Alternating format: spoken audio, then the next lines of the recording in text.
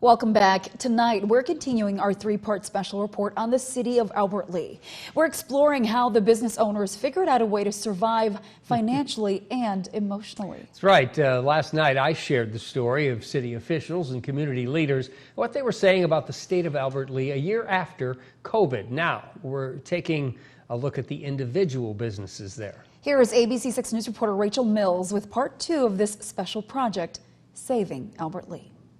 The pandemic has challenged everyone, but it was especially hard for businesses who found themselves on the front line every day. So I thought I'd begin by sharing the stories of two very different businesses, both able to persevere with their livelihoods at stake. Great support, we got a lot of regulars that have been really helping us out. And with the addition of takeout and delivery, we've been doing well, and we've been doing well in-house. Over a year ago, 112 on Broadway in downtown Albert Lea was thriving. Its catering business was having great success serving at events throughout the community. But when the pandemic shut down those parties and events, the catering business dried up. What we really need now is to get back to our off-site business now that we're coming back into that time frame. So I think we'll be kicking a lot better once we can start doing our, our weddings and our food catering for grad parties. But it has been nice to be able to have people back in, for sure. The owner, Brent Erickson, says he wouldn't have made it without support from the community. They've been supporting us, even when we weren't allowed to have them in, they'd still support us by coming and getting food from us. But now they're starting to come back, and it's great to have that local support. But it wasn't just customer support keeping 112 on Broadway afloat. It was also the grant money. Well, we did get, like everyone got for this last round, from the state. And we did get some small help from the PPP program, but the majority of what kept us going afloat is the community. So that's, we'll always be indebted for that. Brent says it will be a long time before they make up what they've lost. But he says they would be growing much faster without the restrictions on capacity. Not all of the rules seem to be completely handed out fairly to everybody all the time, But I get it. It's a once-in-a-lifetime pandemic. I can agree or disagree with it.